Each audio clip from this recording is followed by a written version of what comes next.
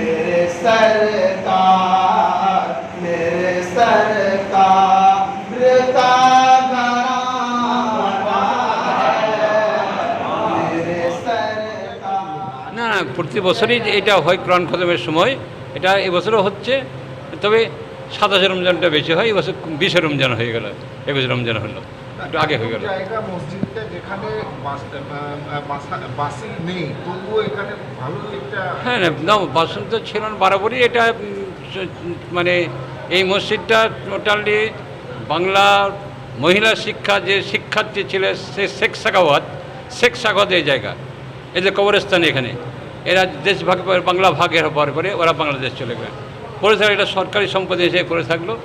কিন্তু এই যে দেখুন যার কমিটি আছে দেখাশোনা করে বাবন খান, এই শরীফুদ্দিন যে আছে এর বাবা ছিলেন বাবন খান। আমি 1990 সাল থেকে এই মসজিদে নামাজ পড়ি, ইংরাজি 1990 সাল থেকে আমি এই মসজিদে নামাজ পড়ি।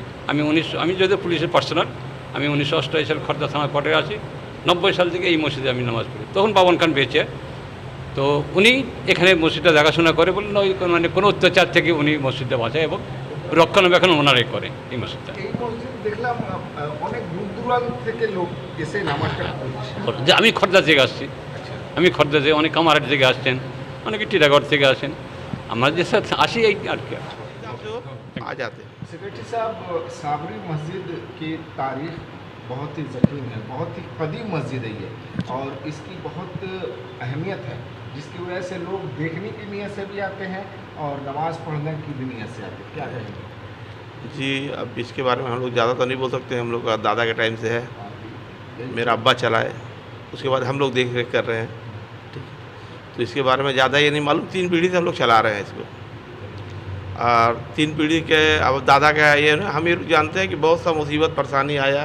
यहाँ पे एक मुसलमान बोल के नहीं था, अकेला नमाज़ पढ़ते थे, अल्बेस्टर का था, मतलब पहले तो ये जैसे लग रहा था एक घर नुमा था, एक अल्बेस्टर के था, पिलर रखा हुआ, तब आस्ते आहिस्ता सब आदमी के निगाह में आया, बना। हम लोग इसे बहुत मेहनत की है, इधर से लाए हुए। अब तो अल्लाह ताला इतने अच्छे अच्छे लोग आते हैं कि खुद बनवा देते हैं। ये अल्लाह का रहम करम है कि हम लोग बिरानी में भी इतना मतलब मस्जिद हम लोग आलम हो जाते हैं।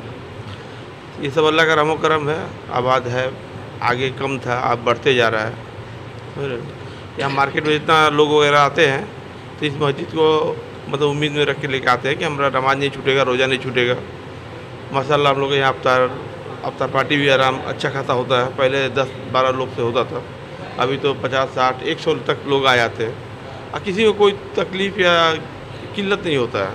ये सब ऊपर वाला करम हो करम है। जितना भी आदमी हो आ जाए सबका इंतजाम हो जाता है।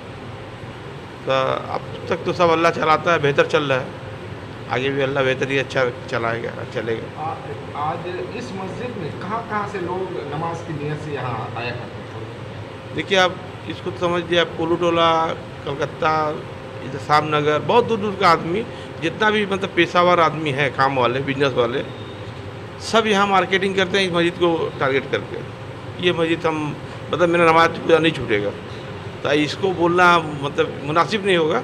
बहुत दूर दूर से आदमी आते हैं, जो जानकारी ले लिया है कि यहाँ पे बिरानी मस्जिद है, तो इसके मतलब बेस पे आ जाता है। वहाँ साहब दुनिया में तो बहुत से सहीफे उतरे हैं और बहुत सी किताबें हैं, लेकिन ये कुरान का मौजूदा है कि इंसानों के दिलों में ये जागजी है। अल्हम्दुलिल्लाह रब्बिल आलमीन। कुरान हक़ है और हक़ रहेगा। यह कुरान आसमानी किताब है, अल्लाह का किताब है, इसकी हिफाजत खुद अल्लाह ने रखा है, हमारी आराफी ज़िम्मे में नहीं है। ये अल्लाह का करम है कि हमसे हम पढ़ लेते हैं, हम कुरान सुन लेते हैं। कुरान रब्ब तबारक ताला ने इस रमज़ानुल मुबारक में शब क़द्र की रात, लैलतुल क़द्र की रात में नबी पाक सल्लल्लाहु अलैहि वसल्लम पर कुरान उतारा। और ये अगर कुरान किसी पहाड़ पर उतारा जाता तो पहाड़ रेज़ा हो जाता, मगर यह कुरान नबी पाक पर उतारा। कुरान पाक का उतारना नबी पाक सल्लल्लाहु अलैहि वसल्लम का ये मोज़ज़ा है। और दूसरी बात यह है कि कुरान पढ़ना और पढ़ना भी इबादत, पढ़वाना भी इबादत, ये इबादत में शुमाल है।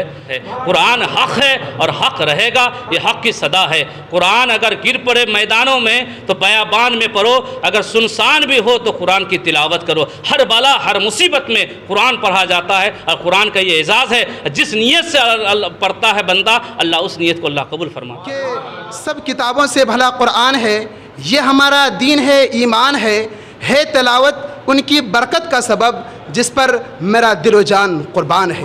मेरे दोस्तों, कुरान करीम यूँ कहता है कि कुरान करीम कहता है कि अगर मुझे याद करोगे तो हाफिज़ बन जाओगे, मुझे पढ़ाने बैठोगे तो उस्ताद बन जाओगे, मुझे संवार कर पढ़ोगे तो कारी बन जाओगे, अगर मुझ पर अमल करोगे तो वलीउल्लाह बन जाओगे। यह कुरान करीम का एजाज़ है, और कुरान करीम को आज तक न कोई मिटा सका है और न कोई मिटा सकेगा। इंशाअल्लाह है कौले खुदा इरशाद नबी, फरमान न बदला जाएगा। है कौले खुदा इरशाद नबी, फरमान न बदला जाएगा। बदलेगा ज़माना लाख मगर कुरान न बदला जाएगा। सुभान अल्लाह।